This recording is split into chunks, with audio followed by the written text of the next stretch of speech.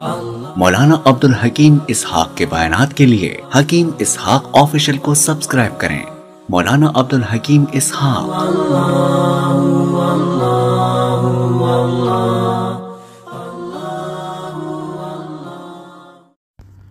بسم اللہ الرحمن الرحیم نحمده ونصلی ونسلم علی رسول الکریم اما بعد فاعوذ باللہ من الشیطان الرجیم بسم اللہ الرحمن الرحیم۔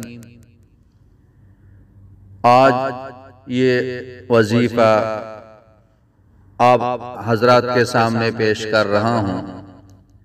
ایک بہن نے کمنٹ میں بھی یہ لکھا کہ ویزے کے لیے کوئی وظیفہ بتا دیں۔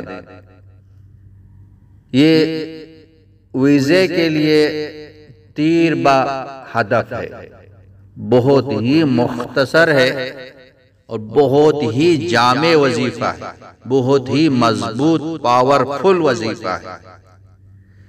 ویزے کا مسئلہ ہو رہا ہے، پرابلم ہو رہی ہے، اپلائی کرتے ہیں، ویزا نکلتا نہیں ہے، نکلتا ہے پھر کینسل ہو جاتا ہے۔ کبھی شوہر باہر ملک میں ہے، وہ چاہتا ہے کہ بیوی کو وہاں بلاؤں، بیوی کا ویزا نہیں نکل رہا ہے۔ اور کبھی کسی کا کوئی دوست، کوئی بھائی بیرون ملک میں ہے، یہاں اپنے دوست کو، بھائی کو اب بلانا چاہ رہا ہے تو ویزے کے بارے میں وہ اپلائی کر رہا ہے، کوشش کر رہا ہے، پیپر جمع کر رہا ہے کہ اس کا ویزا نہیں نکل رہا ہے، نکلتا ہے تو کینسل ہوتا ہے، یا آفس والے یا ایمبیسی والے یا اگریمیشن والے کوئی نہ کوئی رکاوٹ آ جاتی ہے، کوئی نہ کوئی پریشانی آ جاتی ہے۔ تو یہ وظیفہ آپ کر لیں، انشاءاللہ تعالی اللہ پاک کے فضل و کرم سے آپ کا کام ہو جائے۔ بہت مختصر ہے، بہت ہی جامع ہے۔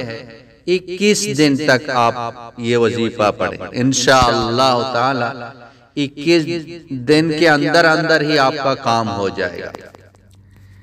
لیکن اس میں یکسوئی شرط ہے، یکسوئی تحیات کی شکل میں بیٹھ کے کسی بھی نماز کے بعد، فجر کے بعد، ظہر کے بعد، عصر کے بعد، مغرب عشاء کے بعد، جو آپ کے لیے آسانی ہو، سہولت ہو، آپ یکسوئی کے ساتھ بیٹھ سکتے ہیں۔ اس نماز کے بعد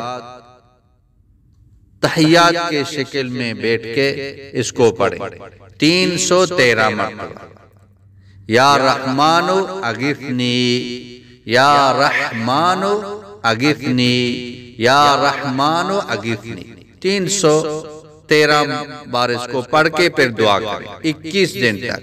انشاءاللہ تعالی 21 دن سے پہلے آپ کا کام ہو جائے گا۔ اور جب آپ کو کال آ گئی کہ آپ ویزا کے لیے آ جائیں، یا پوچھنے کے لیے جا رہے ہیں، اپلائی کے لیے جا رہے ہیں، تو یہ دل میں پڑھتے رہے انشاءاللہ تعالی آپ کا کام ہو جائے گا اللہ پاک کے فضل و کرم سے۔ بہت ہی مجرب ہے، کئی لوگوں کو بتایا گیا ہے، اللہ پاک کے فضل و کرم سے ان کے کام ہو گئے۔ یقین کے ساتھ یا یکسوئی کے ساتھ پڑھتے رہیں، خود بھی اس پر عمل کریں اور ان تک بھی اس کو پہنچائیں۔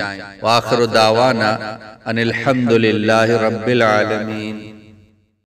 مولانا عبدالحکیم اسحاق کے بیانات کے لیے حکیم اسحاق آفیشل کو سبسکرائب کریں۔ مولانا عبدالحکیم اسحاق۔